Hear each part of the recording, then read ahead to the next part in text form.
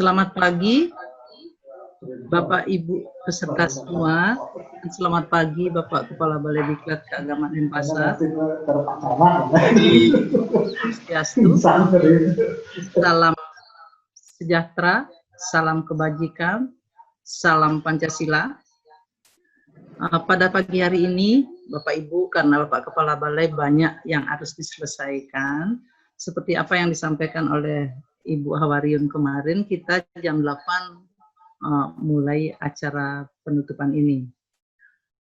Yang terhormat Bapak Kepala Balai Diklat Keagamaan Denpasar, yang kami hormati pejabat fungsional Widya Iswara Balai Diklat Keagamaan Denpasar, pejabat eselon 4 di lingkungan Balai Diklat Keagamaan Denpasar, yang berbahagia Bapak Ibu peserta DJJ serta panitia penyelenggara yang kami banggakan.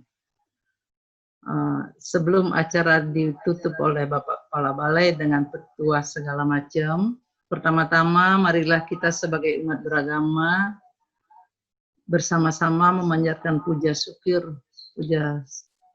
syukur kehadapan Tuhan Yang Maha Esa yang telah memberikan limpahan rahmat dan karunia sehingga sampai saat ini dan mudah-mudahan seterusnya kita selalu diberikan kesehatan, dan dalam kesempatan ini Bapak Ibu bisa ikut Zoom meeting dalam DJJ ini. Dalam acara penutupan ini, pelaksanaan kegiatan kami laporkan kepada Bapak Kepala Balai yang dimulai dari tanggal 2 sampai hari ini, tanggal 24 Juli 2020, merupakan proses dilaksanakannya transformasi ilmu dari para widya iswara, fasilitator dalam rangka memberikan tambahan ilmu pengetahuan, keahlian, wawasan, keterampilan, dan sikap mental para peserta, di samping sebagai ajang diskusi dan sharing pengalaman di antara para peserta dan widya iswara.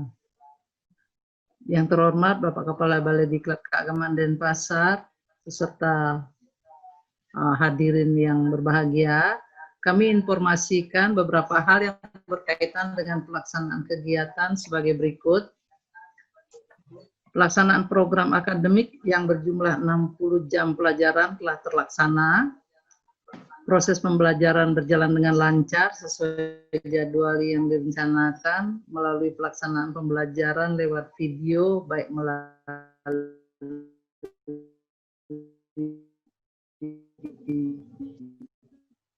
Zoom meeting maupun chatting negara kita. Kondisi peserta kami laporkan kepada Bapak Kepala Balai dari awal kegiatan ini pada umumnya mengikuti proses pembelajaran dengan baik dan semangat serta dapat menyelesaikan tugas-tugas yang diberikan oleh widya iswara.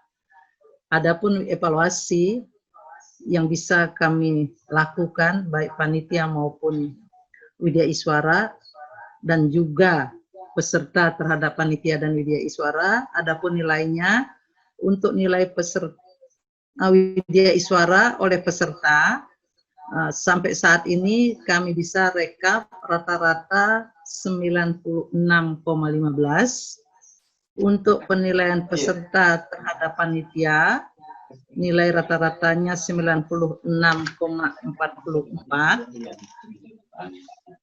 Dan selanjutnya untuk nilai dari panitia widya iswara terhadap peserta, pada prinsipnya peserta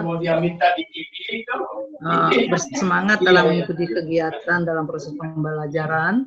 Adapun hasil rekapitulasi nilai dari aspek yang akan kita nilai yaitu kehadiran, sikap, perilaku, dan konsep dalam menyiapkan RTL, serta nilai praktek semuanya lewat media online.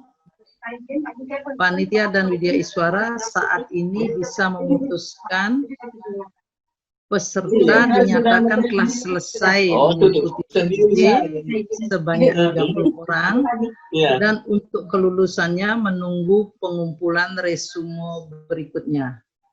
Kami dari Balai Diklat Keagamaan Denpasar selaku panitia dan widya iswara pada kesempatan ini berpesan kepada Bapak Ibu peserta, mohon nantinya di sekolah masing-masing agar mengaplikasikan ilmu yang didapat selama mengikuti DJJ ini untuk kemajuan sekolah dan diri Bapak Ibu masing-masing. Juga tolong sampaikan salam dan ucapan terima kasih kami kepada Bapak Ibu Kepala Sekolah beserta jajarannya yang telah memfasilitasi kegiatan ini sehingga bisa berjalan sesuai rencana.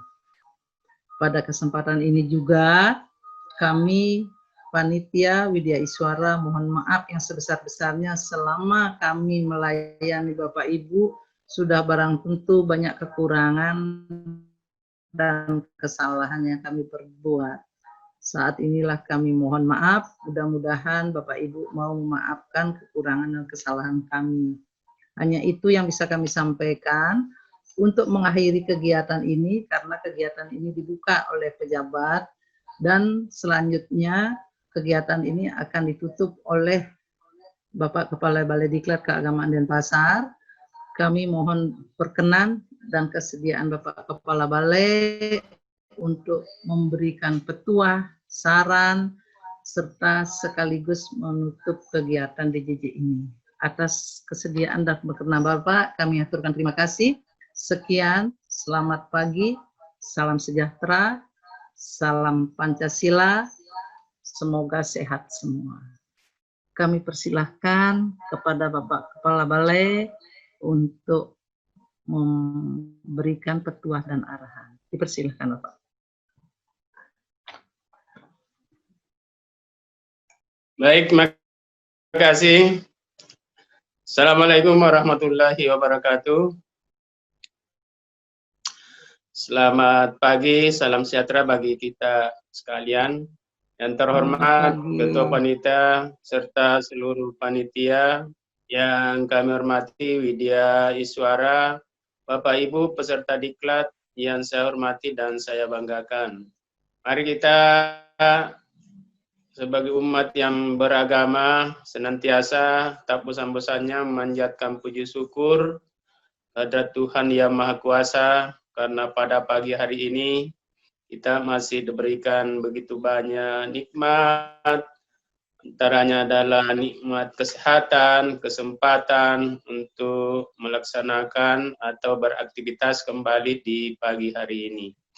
Bapak Ibu yang saya hormati, tentunya dalam pelaksanaan diklat jarak jauh ini, Bapak Ibu telah memasuki hari-hari terakhir, bahkan hari ini juga akan ditutup secara resmi. Bapak Ibu telah belajar secara mandiri melalui bimbingan dari Widya Iswara, dari panitia. Saya kira apa yang sudah diperoleh berupa pengetahuan, keterampilan, dan sikap perilaku diharapkan dapat menjadi modal bagi Bapak Ibu di dalam pelaksanaan tugas-tugasnya. Bapak Ibu yang saya hormati, sebelum saya menutup kegiatan diklat ini, terlebih dahulu saya akan menyampaikan materi pengembangan sumber daya manusia Kementerian Agama. Namun saya awali dengan program prioritas Kementerian Agama di tahun 2020 ini, yaitu ada 5 program prioritas Kementerian Agama, di mana kita sebagai ASN atau SDM Kementerian Agama harus turut serta memberikan kontribusi, walaupun sesungguhnya kita secara tidak langsung melaksanakan program-program itu, tapi paling tidak bisa memberikan kontribusi kepada Kementerian Agama di dalam mensukseskan program-program di tahun 2020 ini. Bapak Ibu yang saya hormati, kelima program itu meliputi 1. Pemberantasan korupsi. Jadi Kementerian Agama tahun 2020 ini ingin mempercepat pemberantasan korupsi. Bagaimana caranya? Ya, menutup peluang-peluang terjadinya korupsi. Itu ditutup rapat itu. Jadi Kementerian Agama ingin menutup serapat-rapatnya peluang-peluang terjadinya korupsi. Karena di semua kita, apakah itu pejabat, PNS, ataupun pihak-pihak lain, itu sangat memungkinkan untuk terjadinya korupsi. Ingat Bapak Ibu, korupsi itu kan artinya sesungguhnya busuk, rusak, menyalahgunakan kewenangan dan seterusnya. Jadi mari kita berusaha keras untuk menutup peluang secara rapat-rapat terjadinya korupsi. Kemudian yang kedua, ya Bapak Ibu sesungguhnya bisa melaporkan pihak-pihak lain yang terindikasi korupsi. Yang penting Bapak Ibu punya data yang kuat, jangan sampai hanya hoax atau hanya fitnah dan seterusnya. Kemudian yang kedua adalah peningkatan pelaksanaan ibadah haji dan pembenahan umrah. Ini juga pemerintah senantiasa meningkatkan pelaksanaan ibadah haji setiap tahun. Walaupun tahun 2020 ini Kementerian Agama telah mengumumkan bahwa jamaah haji untuk tahun ini belum bisa diberangkatkan karena adanya pandemi COVID-19 ini. Sehingga tahun-tahun yang akan datang atau tahun 2021 ketika pelaksanaan ibadah haji ini sudah dilaksanakan, Kementerian Agama akan memberikan pelayanan sebaik-baiknya, memberikan manasik secara maksimal, sehingga jamaah itu betul-betul memahami rukun-rukun ataupun hal-hal yang berkaitan dengan pelaksanaan ibadah haji. Kemudian berikutnya pembenahan umrah. Ini juga Kementerian Agama ingin agar supaya masyarakat yang melaksanakan ibadah umrah itu dapat melaksanakan beribadah umrah itu dengan sebaik-baiknya. Tidak ada lagi jamaah umrah itu yang terlantar di negara-negara lain, sampai di Arab Saudi, sampai di Medina, mau pulang ke Indonesia, ada masalah. Itu semua akan dibenahi oleh Kementerian Agama. Kemudian yang ketiga adalah pembenahan pendidikan keagamaan. Kita tahu bahwa berbicara pendidikan keagamaan itu bukan hanya di Islam, tetapi ada pada agama-agama lain. Misalnya di madrasah atau sekolah menengah agama Katolik, banyak, setiap agama punya pendidikan keagamaan. Itu juga di perguruan tinggi, ada UIN, ada STAKEN, ada IHDN, dan seterusnya. Inilah semuanya mau dibenahi, misalnya dalam hal kurikulumnya dibuat sebaik mungkin mengikuti perkembangan dan seterusnya. Kemudian juga buku-buku ajar, bahan ajar juga diperbaiki, dikembangkan sesuai dengan kebutuhan. Kemudian yang keempat adalah penguatan moderasi beragama.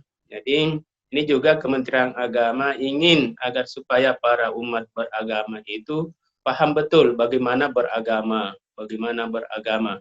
Jadi utamanya kepada para guru-guru, para dosen, jangan sampai ada yang terlibat dari paham-paham ekstrem kiri ataupun ekstrem kanan sehingga membuat radikal. Ini sesungguhnya penguatan moderasi beragama itu intinya adalah kita harus saling menghargai, saling menghormati, menolong, bergotong royong untuk agar supaya hubungan antara umat beragama itu semakin rukun. Kemudian yang kelima adalah sertifikasi halal. Ya, ini juga kadang-kadang kita dapatkan untuk mendapatkan sertifikat halal itu kan berbelit-belit. Ini Kementerian Agama sudah tidak ingin seperti itu, bahkan prosedurnya misalnya diperpendek. Itu 5 program prioritas Kementerian Agama tahun 2020 ini. Mari kita terlibat secara langsung ataupun tidak langsung untuk memberikan kontribusi agar supaya kelima program prioritas itu dapat berjalan lancar dan maksimal. Bapak Ibu yang saya hormati, kemudian selanjutnya saya ingin berbicara sumber daya manusia, khususnya di Kementerian Agama. Sumber daya manusia di Kementerian Agama itu kan meliputi semua yang bekerja di Kementerian Agama. Ya. Kalau berbicara yang bekerja di Kementerian Agama, statusnya itu ada 2. Yang pertama adalah para pegawai negeri sipil, ya, para pegawai negeri sipil. Kemudian yang kedua adalah non PNS. Nah, inilah SDM Kementerian Agama. Dan itu sudah relevan dengan Undang-Undang Nomor 5 Tahun 2014 tentang aparatur sipil negara, bahwa aparatur sipil negara itu terdiri atas dua. Yang pertama pegawai negeri sipil, kemudian yang kedua adalah P3K. Kedua-duanya ini pemerintah berusaha untuk melaksanakan pengadaan. Misalnya pegawai negeri sipil di tahun 2018 itu sudah diadakan CPNS. Begitu juga untuk P3K sesungguhnya tahun ini itu sudah ingin diadakan, tetapi karena adanya wabah virus ini maka tertunda, sehingga ke depan hanya ada dua istilah. Ya, hanya ada dua istilah, yaitu pegawai negeri sipil dan P3K. Bapak Ibu yang saya hormati, apa sesungguhnya urgensi daripada undang-undang itu? Ya, Undang-Undang Nomor 5 2014 tentang misalnya pengadaan PNS, CPNS dan P3K. Sebenarnya pemerintah ingin mendapatkan para CPNS, para P3K yang profesional, Kalau kita mau artikan profesional itu sesungguhnya keahlian. Jadi Bapak Ibu semua harus punya keahlian di bidangnya. Sebagai guru ya, misalnya guru matematika harus ahli di bidang matematika. Di bahasa Inggris harus ahli di bidang sehingga betul-betul menjadi guru yang profesional. Ya. Selain profesional, ya, pemerintah juga mengharapkan kepada seluruh ASN itu berintegritas, ya, punya integritas. Bagaimana wujudkan integritas di dalam tugas-tugas kita? Ya, kalau kita mau artikan integritas itu kan adanya keselarasan antara apa yang ada di hati, di pikiran, di ucapan dan tindakan, itu sama semua. Ya, kalau hati kita mengatakan benar, ya pikiran kita juga harus benar, ucapan kita juga harus benar, sampai pada tindakan juga harus benar. Bangun kejujuran, membangun komitmen dalam bertugas itu menjadi bagian daripada integritas. Integritas ini Bapak Ibu tidak bisa dibeli ini. Ya, kalau pengetahuan itu bisa dibeli, tapi kalau integritas ini kan tidak dijual, tidak bisa dibeli. Kenapa? Karena bisa jadi integritas itu bertahun-tahun kita bangun itu, bertahun-tahun kita bangun, dan merusaknya bisa secepat kilat ini. Jadi mari kita menjaga integritas kita, Bapak Ibu guru sebagai PNS ataupun non PNS dalam melaksanakan tugasnya harus memperlihatkan integritas yang tinggi kepada siswanya, kepada teman sejawatnya ataupun kepada pimpinannya.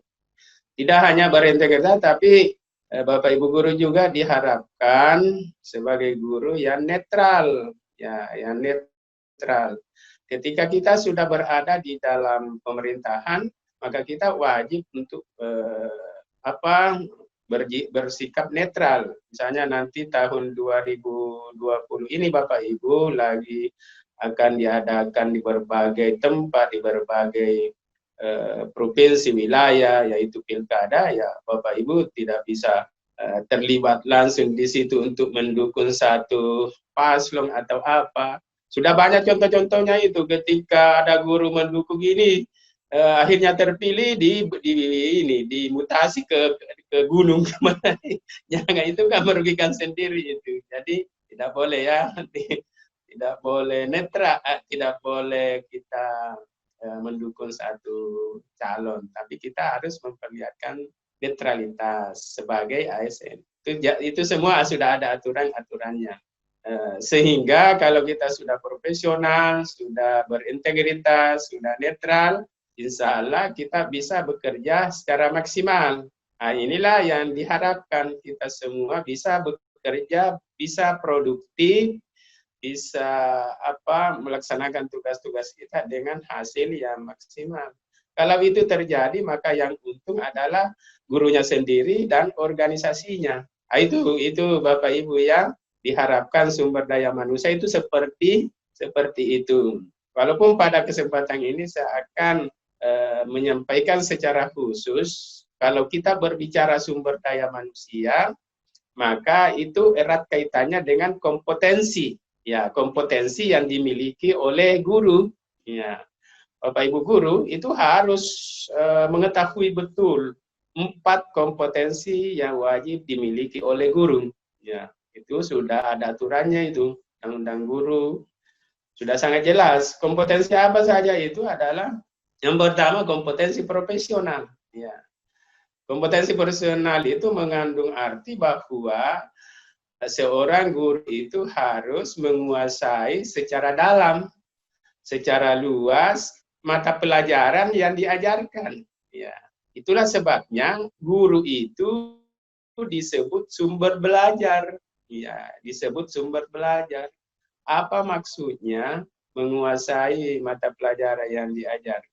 Agar supaya ketika ada permasalahan siswa, ketika ada siswa yang bertanya, Bapak Ibu guru bisa menjawab secara lugas, secara benar, sehingga siswanya itu merasakan, oh bahwa memang guru saya ini adalah guru yang menguasai betul materi yang diajarkan. Itu makna kompetensi profesional. Kemudian yang kedua adalah kompetensi pedagogik. Ya, kompetensi pedagogik ini sebagai guru ya harus mahir mengelola pembelajaran. Bagaimana mengelola pembelajaran itu tentunya dimulai dari berbagai dimulai dari tahapan-tahapan. Ada tahapan-tahapan pengelolaan pembelajaran. Nah, ini Bapak Ibu guru harus tahu ini. Tahapan pertama itu harus melaksanakan atau membuat perencanaan. Ya, perencanaan apa saja itu tertuang di dalam RPP. Ya, berarti sudah sangat bagus ini karena materi yang di DJJ ini adalah RPP. Bapak Ibu guru setelah DJJ ini sudah mahir itu membuat RPP. Apakah itu RPP biasa, RPP klasikal, ataupun RPP non-klasikal atau RPP online. Karena kondisinya sekarang itu, Bapak Ibu guru mungkin ada berbeda-beda kebijakan di setiap wilayah, ada yang sudah bisa bertatap muka, ada yang belum bisa, masih harus online, sehingga diperlukan RPP online misalnya. Nah, ini yang harus dirancang oleh Bapak Ibu guru. Ya. Kemudian sudah perencanaan, maka tahap berikutnya adalah mengimplementasikan RPP itu dalam bentuk proses pembelajaran. Disinilah intinya ini, banyak waktu ini, yaitu proses belajar mengajar. Jadilah guru yang menarik, yang asik. Nah, itu. Coba itu menjadi guru yang menarik dan asik. Sehingga pada saat proses pembelajaran itu, siswanya itu betul-betul antusias mengikuti materi yang diajarkan oleh Bapak Ibu. Setelah melaksanakan tahap berikutnya, ya Bapak Ibu guru harus mengevaluasi. Ya, untuk apa mengevaluasi? Ya, untuk mengetahui tingkat keberhasilan siswa dalam belajar, ataupun untuk mengetahui tingkat keberhasilan guru dalam pembelajaran, proses belajar mengajar. Terlepas dari itu, Bapak Ibu guru juga harus menganalisis ya, makanya sering kedengaran analisis ulangan harian. Ya, untuk apa? Sesungguhnya maknanya juga penting ini, penting yaitu untuk misalnya mencari tingkat kesukaran soal, mencari daya serap, nah, itu perlunya analisis. Setelah analisis, ya tahap yang terakhir Bapak Ibu guru juga harus memberikan kesempatan kepada siswanya untuk mengikuti remedial, pembelajaran remedial bagi siswa-siswa yang belum mencapai kriteria yang sudah ditetapkan. Itu Bapak Ibu, kalau mau menjadi guru yang menarik ya harus memahami betul apa yang saya katakan mulai dari perencanaan sampai remedial. Itulah yang disebut kompetensi pedagogik. Bagaimana Bapak Ibu itu mengelola pembelajaran dengan baik. Kemudian kompetensi berikutnya adalah kompetensi sosial. Ya, mengapa perlu ini kompetensi sosial? Karena kita ini kan makhluk sosial. Tidak bisa bekerja sendiri. Perlu misalnya bantuan dari orang lain. Ya, itu perlu rasa sosial yang tinggi ketika siswa ada masalah, ketika teman-teman sejawat ada masalah, kita harus memberikan solusi-solusi ya, atau jalan-jalan keluar.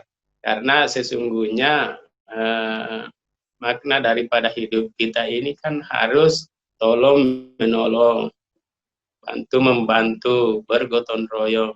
Ya, intinya adalah kompetensi sosialisasi adalah kemampuan kita berinteraksi di lingkungan kita, ya, agar supaya lingkungan kita itu menjadi kondusif.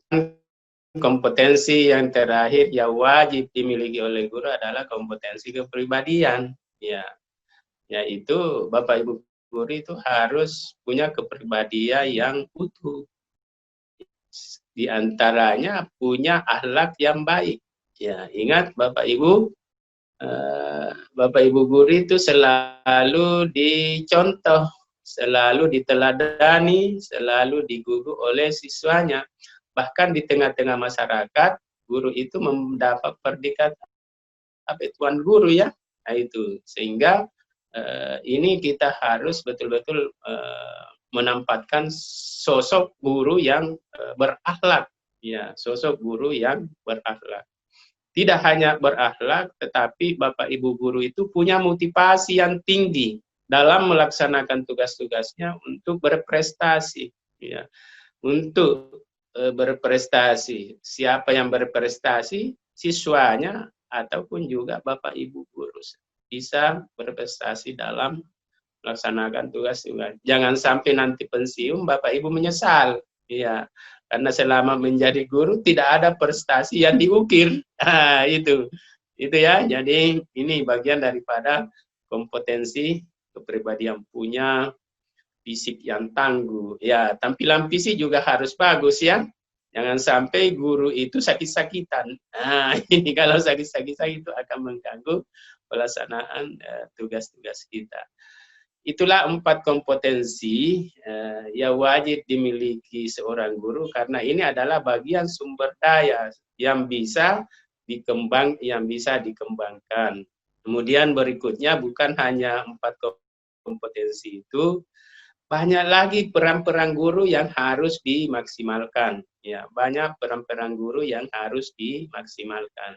Misalnya guru sebagai pengajar, ya, guru sebagai pengajar ini harus dimaksimalkan sebagai pengajar, karena mengajar itu berarti kan meneruskan pengetahuan kepada siswa. Jadi yang disampaikan itu adalah berupa pengetahuan. Kemudian guru sebagai pendidik, berarti yang disampaikan itu adalah nilai-nilai, ya, nilai-nilai sikap perilaku, norma-norma. Nah, itulah yang dimaksud dengan mendidik. Kalau saya bertanya, apakah mana yang lebih susah ini disampaikan, mengajar ataupun mendidik? Ya, nanti dicari sendiri ya jawabannya. Kalau menurut saya itu mendidik itu jauh lebih sulit itu daripada mengajar, karena dampaknya itu bisa lama baru kelihatan. Ya. Tapi kalau pengetahuan 10 menit, 30 menit itu disampaikan, siswa itu sudah paham itu. Tapi kalau sikap perilaku bisa bertahun-tahun itu baru bisa berdampak. Kemudian yang ketiga, guru sebagai pelatih.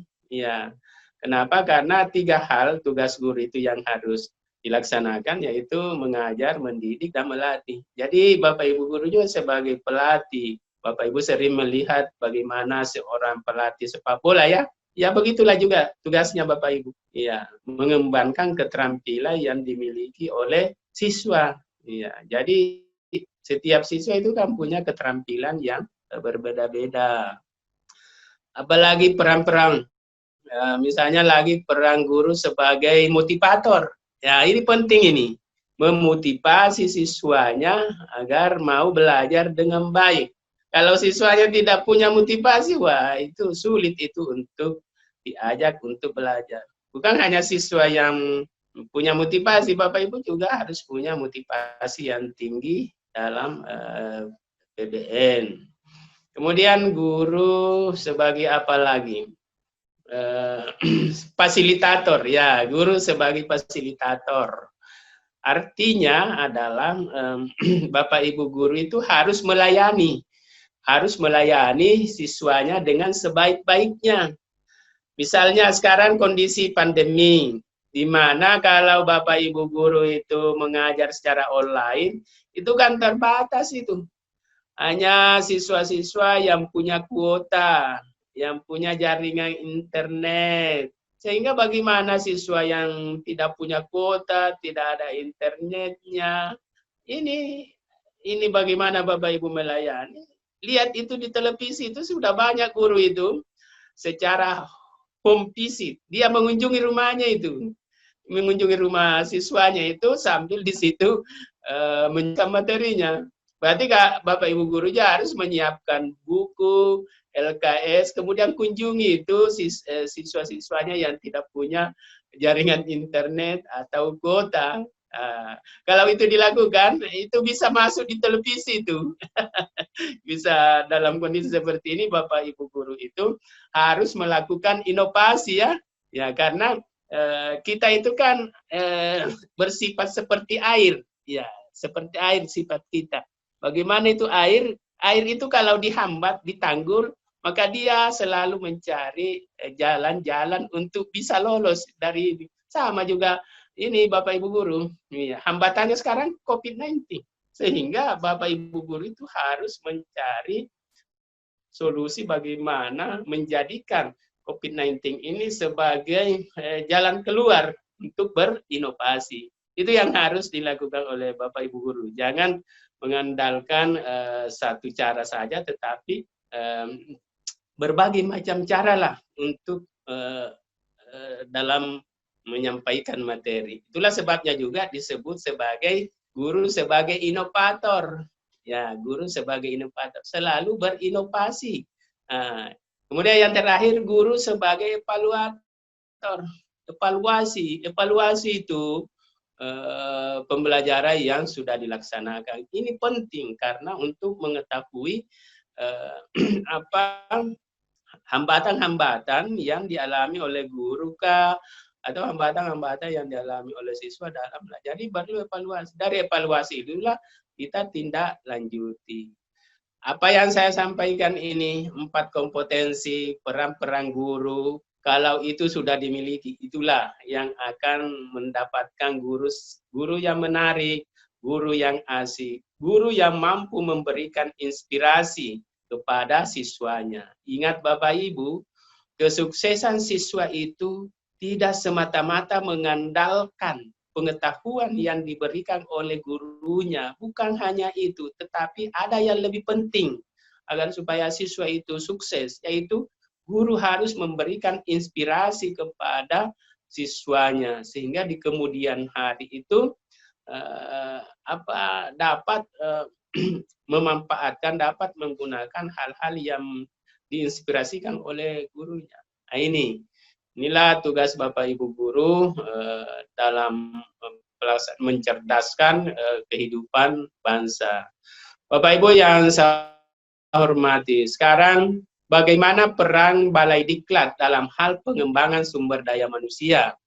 Sekarang sudah ada PMA nomor 19 tahun 2020 tentang penyelenggaraan pelatihan sumber daya manusia Kementerian Agama. Tujuannya ini adalah untuk meningkatkan kompetensi sumber daya manusia berupa. Jadi ada berupanya, berupa apa? Berupa pengetahuan, berupa keterampilan, berupa sikap. Apakah Bapak Ibu sudah bisa dikatakan kompeten kalau hanya pengetahuannya yang bagus? Ataupun apakah Bapak sudah dikatakan kompeten kalau sikapnya saja yang bagus? Atau apakah Bapak sudah dikatakan kompeten kalau keterampilannya bagus? Untuk mendapatkan predikat kompeten harus tiga-tiganya. Harus tiga-tiganya, yaitu pengetahuan, keterampilan, dan sikap perilaku. Ada interrelasi antara pengetahuan, keterampilan, dan sikap perilaku. Nah ini. Barulah dikatakan kompeten. Karena ketiga-tiganya ini merupakan tindakan dalam proses pembelajaran yang dilakukan dalam proses pembelajaran, yaitu mengajar, melatih, dan mendidik. Bisa jadi selama ini Bapak Ibu guru itu lebih banyak yang dilaksanakan hanya mengajar, ataupun selama ini yang lebih banyak dilaksanakan hanya mendidik, ataupun yang lebih banyak hanya melatih. Sebaiknya Bapak Ibu ini mengintrospeksi, harus ada keseimbangan mengajar, melatih, dan mendidik. Ya. Itu Bapak Ibu yang harus lakukan. Bagaimana meningkatkan sumber daya manusia di Kementerian Agama ini? Tentunya yang punya tugas itu adalah Balai Diklat, ya, yaitu melalui pelatihan, ya, melalui pelatihan. Itulah sebabnya walaupun kondisi seperti ini, Balai Diklat tetap melaksanakan pelatihan, karena ini tidak boleh berhenti, ya, tidak boleh berhenti, harus dilaksanakan terus. Apalagi pemerintah memberikan anggaran kepada Balai Diklat, ya. Itulah yang dialokasikan untuk setiap pelatihan, ya, dengan berbagai macam model pelatihan. Ada DDWK, ada DDTK, ada DJJ, ada DKS. DDWK itu artinya diklat di wilayah kerja, DDTK diklat di tempat kerja, DJJ diklat jarak jauh, DKS diklat kerjasama. Nah, ini 4 model diklat yang kita laksanakan. Namun pada saat ini yang bisa kita laksanakan adalah DJJ. Kenapa? Karena dilakukan secara online, tidak perlu peserta dengan widasuara ataupun panitia untuk bertatap muka. Cukup bertatap muka secara virtual. Nah, terus kalau DDWK itu juga akan dilaksanakan kalau kondisi kita ini sudah normal. Misalnya di NTB, NTT, Bali sudah ada zona-zona hijau, tidak ada lagi terkonfirmasi positif, maka kita mendesain untuk melaksanakan DDWK. Itu peran Balai Diklat. Tugasnya adalah memberikan pelatihan kepada seluruh ASN yang ada di Bali, di NTB, dan di NTT. Juga Bapak Ibu, untuk meningkatkan sumber daya manusia ini bukan hanya melalui pelatihan, tetapi bisa juga dengan meningkatkan kualifikasinya. Ya, tingkatkan kualifikasinya ke jenjang yang lebih tinggi. Misalnya kalau S1, tingkatkan ke S2, tingkatkan ke S3. Sekarang sudah banyak cara untuk meningkatkan kualifikasi, bisa melalui tugas belajar, bisa juga melalui izin belajar. Semuanya itu ada aturan-aturan yang harus diikuti. Apalagi yang bisa dilakukan untuk meningkatkan SDM. Bapak Ibu guru khususnya yang baru guru-guru pemula, bisa juga melaksanakan magang. Magang dengan ke guru-guru yang sudah banyak pengalamannya, guru-guru senior. Apalagi ya bisa dengan belajar mandiri, rajin membaca buku, rajin membaca bahan-bahan ajar. Itu bagian daripada usaha-usaha untuk meningkatkan sumber daya manusia, ya, sumber daya manusia. Bapak Ibu yang saya hormati, terakhir ingin saya mengajak kepada kita semua agar supaya bisa menjadi ASN, istilahnya Smart ASN. Smart ASN itu ya kriterianya profesional, punya jiwa nasionalisme, berwawasan global, kemudian menguasai teknologi. Ini yang menguasai teknologi ini. Bapak Ibu guru harus menguasai teknologi dalam era seperti ini. Di tengah-tengah pandemi ini harus menguasai teknologi. Kenapa? Karena pembelajaran dilaksanakan secara online. Ya, saya banyak mendengar apa keluhan-keluhan guru. Ada guru yang senang mengajar secara tatap muka saja. Berarti ini IT-nya kurang ini. Dia tidak senang dengan adanya kebijakan-kebijakan mengajar secara online. Berarti kelihatan ini guru yang kurang menguasai IT. Saya memprediksi tahun 2024 itu sudah habis itu guru-guru yang tidak menguasai IT. Sudah pensiun pada pensiun semua. Karena yang mengeluh tentang IT kan para guru-guru yang sudah mau pensiun ya, yang sudah tua. Tetapi kalau Bapak Ibu seperti ini yang ikut ini masih muda-muda, saya yakin IT-nya ini semakin bagus. Ingat, sekarang dengan menggunakan IT itu pekerjaan kita akan lebih cepat, lebih mudah ya, lebih mudah diselesaikan, waktunya juga tidak terlalu lama. Jangan sampai Bapak Ibu guru itu, siswa itu lebih senang belajar di ruang guru, ya, yang menggunakan aplikasi. Bapak Ibu guru akan ditinggalkan itu kalau tidak juga mengembangkan TIK-nya ya. Itu Bapak Ibu menjadi guru yang profesional ya, menjadi guru yang berintegritas, berwawasan luas, menguasai IT dan seterusnya. Ini materi yang saya sampaikan, saya anggap sudah selesai. Kemudian tugas saya yang kedua mau menutup diklat ini. Namun sebelum saya tutup, saya akan memberikan pengarahan-pengarahan penutupan kepada Bapak Ibu semua.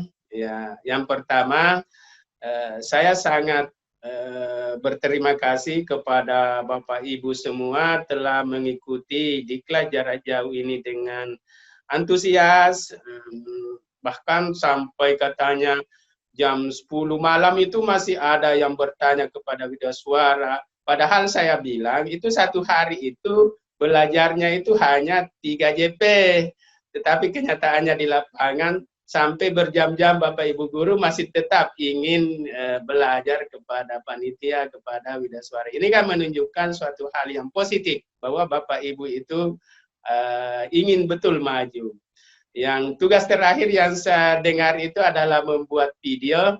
Ada beberapa peserta itu yang saya buka video yang sudah dibuat itu memang sangat bagus. Sudah hampir seperti Widya Suara videonya itu. Ya, jadi ini tinggal dikembangkan terus sehingga nanti Bapak Ibu bisa gunakan untuk belajar secara online. Sehingga saya mengatakan bahwa pelaksanaan diklat jarak jauh ini memang cukup berhasil.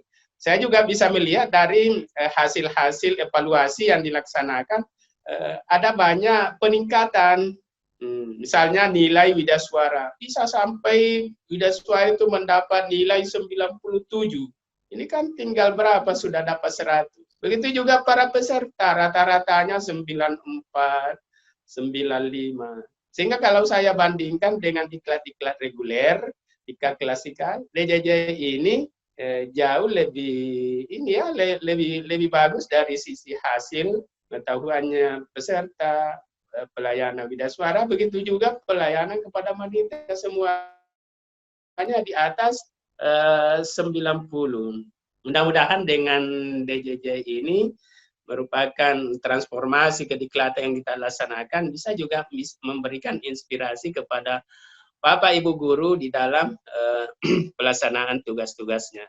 Saya kira ini yang saya sampaikan.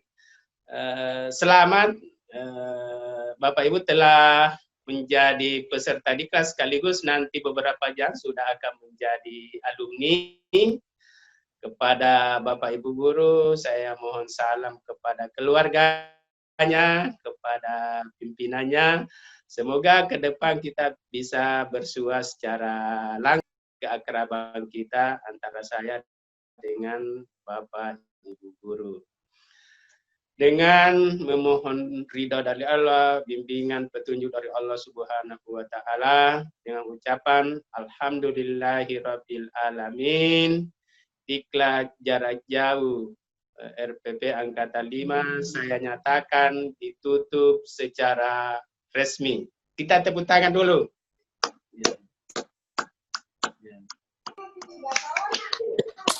Demikian, mohon maaf kalau dalam hal penyampaian materi ini ada yang kurang berkenan.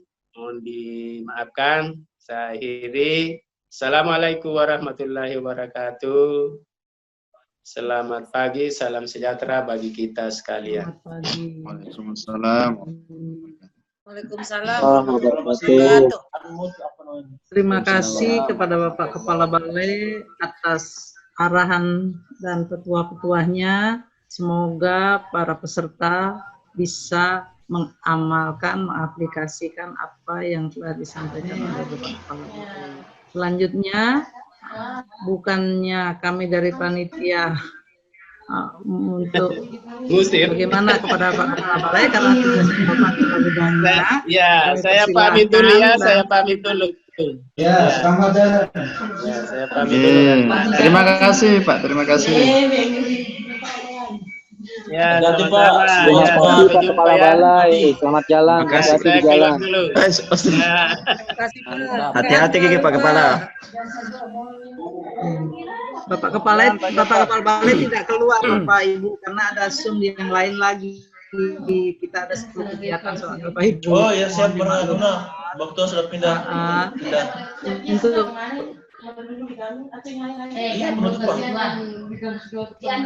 selanjutnya kami akan serahkan waktu dan mungkin administrasi atau tugas-tugas yang lain yang belum Bapak Ibu selesaikan supaya kami di panitia juga bisa menyelesaikan sertifikat yang mestinya Bapak Ibu dapatkan, dan harapan kami mudah-mudahan Bapak Ibu bisa lulus sejumlah 37 orang. Dari saya sekian, selamat pagi.